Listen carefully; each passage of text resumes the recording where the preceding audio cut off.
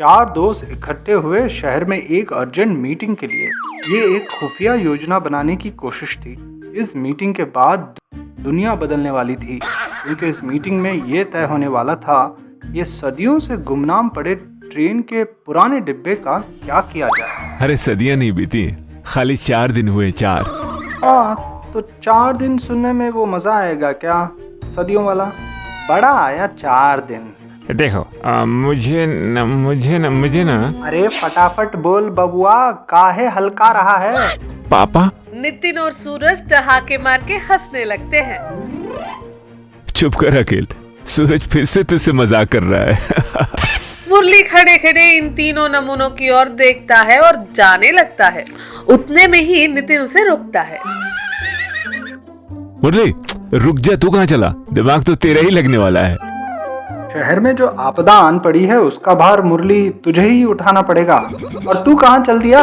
नहीं, तुम इसकी टिटोली कर लो पहले। नहीं किया क्या पहले? बाद में जब पुलिस और म्युनिसिपैलिटी को पता चलेगा ना, तो वो इस ट्रेन के डिब्बे को यहाँ से ले जाकर कूड़े के मैदान में डाल आएंगे और इसके लोहे को पिघला कर एक नई स्ट्रीट लाइट बनाएंगे। तीनों मुंह लटकाए खड़े रहते हैं और एक दूसरे को कोनी से मारते हुए फुसफुसाते हैं। तू बोलना, नहीं तू बोलना, तू बोलना। ठीक है, तुम में सबसे बड़ा होने के नाते मैं तुम सबको माफ करता हूँ। अब काम पर ध्यान दे। नितिन, सूरज, अखिल और मुरली बैठे होते हैं गोला बना के। सूरज नितिन को लात मारता है, सूरज अखिल को लात मारता है। अखिल की लात मुरली तक पहुंचने ही वाली होती है कि सूरज अखिल पर पत्थर फेंकता है और अखिल पीछे गिर जाता है। इस ट्रेन के डिब्बे का क्या किया जाए दोस्तों? सूझा कुछ? मैं बताऊं? मैं बताऊं? नहीं, तू दिन को रात कर देगा पर मुद्दे पे नहीं आएगा। अखिल छिड़कर उदास हुआ। हाँ, वैसे भी इस डरपोक की बात कौन सुनेगा? मैं सुनूंगा। तुम्हें कुछ तकलीफ है? सिवाय तुम्हारे मुरली, तुम्हारे सिवाय इसकी बात कौन सुनेगा? तुम ही तो हो इस नादान बालक के पालन करता, जो इसकी हर बात सुनता है। हाँ, मगर समय तो खोटी करेगा ही। अखिल, एक काम करता हूँ। अखिल तू लिख के रख ले तुझे क्या कहना है, ठीक है? अखिल हाँ में सर हिलाता है और लिखने बैठ जाता है। 2 दिन बीत गए, क्योंकि अखिल बहुत धीरे धीरे सब काम करता है। या फिर मैं बताता हूँ। अरे 2 दिन पहले नहीं बोल सकता था क्या? क्यों ना हम उस ट्रेन के डब्बे को भूतिया घर बनाए? वैसे भी इतना खराब है कि साफ करने में ही आलस है ना, आलस आ जाएगा। नहीं, मैं तो ये कह रहा था कि आधा जन्म निकल जाएगा। या फिर क्यों ना हम इस ट्रेन के पुराने डिब्बे को भूसे से भर के उसमें आग लगा दें? वैसे भी जाड़े के दिन आने वाले हैं और ये ट्रेन एक कभी ना खत्म होने वाली तपन बन जाएगा और सारा शहर, सारी पृथ्वी, सारा ब्रह्मांड हमें तुमसे माफी मांगेगा कि तुम्हारे जीवन काल में उन्हें भी इस धरती पर आना पड़ा। अगला उपाय। सारे दोस्त ट्रेन की छत के ऊपर जाकर बैठे होते हैं। इतने में ही सूरज नितिन को फिर लात मारता है। नितिन अखिल को लात मारता है। मुरली को लात मारने ही वाला होता है कि मुरली भड़क उठता है। बस करो मूर्खों, बड़े होना है, नहीं होना है कभी जीवन में। मुझे होना है। अरे बेटा, इतना बड़ा भी नहीं होना था। और ये देख के नितिन और सूरज हंसने लगते हैं। चलो फिर मैं म्युनिसिपैलिटी को फोन घुमा ही देता हूँ। नहीं, क्यों ना हम इस ट्रेन के डिब्बे को एक 5 स्टार होटल में तब्दील कर दें? तेरा मतलब रहने वाले या खाने वाले होटल में? अरे खाने वाले होटल में। हाँ, ऐसा कर सकते हैं अखिल, तुम्हें क्या लगता है? हाँ, मुझे भी उसे भी यही लगता है आका मुरली जी।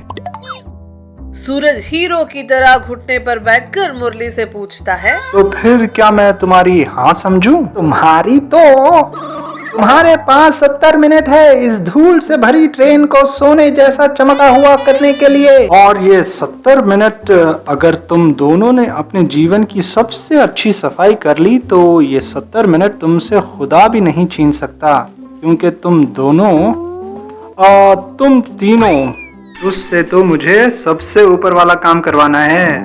सूरज के मन में लड्डू फूटने लगते हैं कि उसे केवल गल्ले पर पैसे गिनने के लिए बिठाया जाएगा।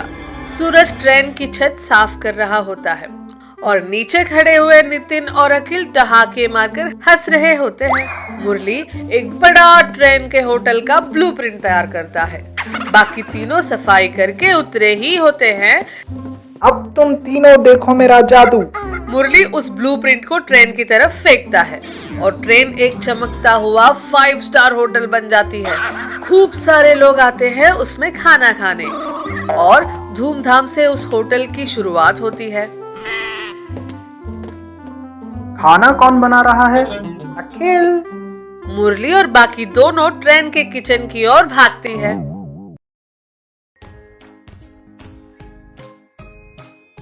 एक थे दुबे जी, नाम था बद्रीनाथ और उनकी घरवाली को कद्दू बड़ा पसंद था। एक दिन घर की मैडम ने उनसे कहा, अरे दुबे जी, जरा सुनते हो? क्या हुआ दुबाइन, क्यों सुबह सुबह गला फाड़ रही हो?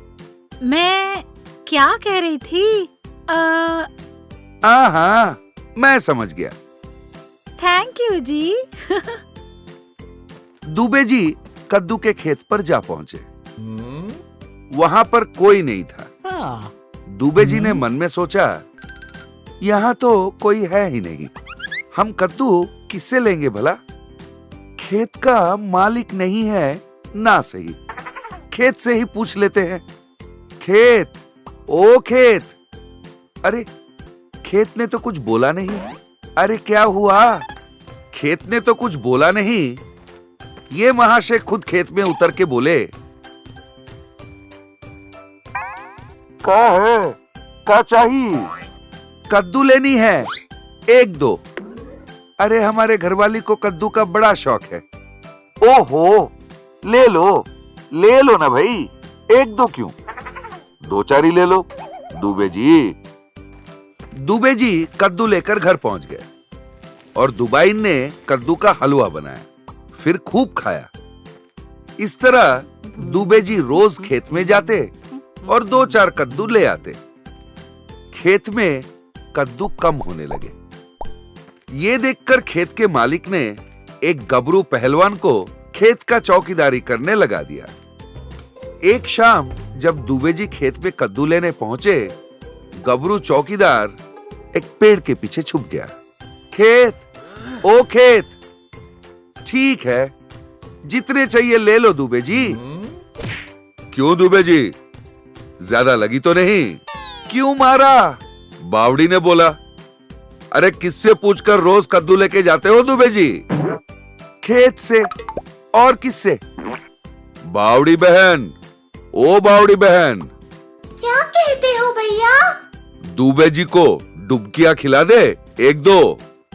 हाँ, खिला दो।